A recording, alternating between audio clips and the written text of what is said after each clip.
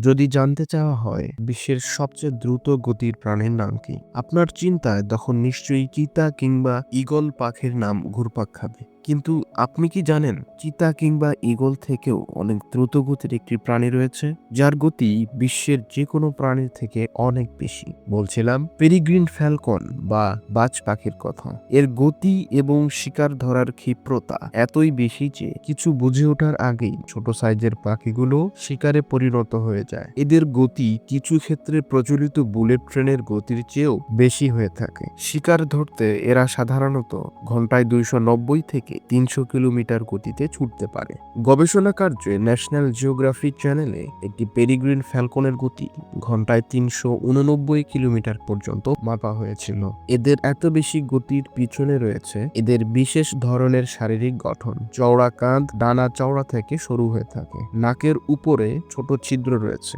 যার সাহায্যে বাতাসের বাধা থেকে শরীরকে রক্ষা করে। এরা মূলত পৃথিবীর মাধ্যাকর্ষণ শক্তিকে কাজে লাগিয়ে চলাফেরা করে। এছাড়া এদের মাথা কালো, চোখের রং গাঢ় বাদামি হয়। ওজনে প্রায় 600 থেকে 1300 গ্রাম পর্যন্ত হয়ে থাকে। স্ত্রী পেরিগ্রিন ফ্যালকন পুরুষ পেরিগ্রিন ফ্যালকন থেকে আকৃতিতে বড় হয়ে থাকে। এরা মূলত হাঁস, কবুতর ও ছোট থেকে মাঝারি ধরনের পাখিকে শিকার করে। এদের পায়ে খুবই ধারালো ও লম্বা নখ রয়েছে। শীতকালে এদেরকে সাধারণত বেশি দেখা যায়।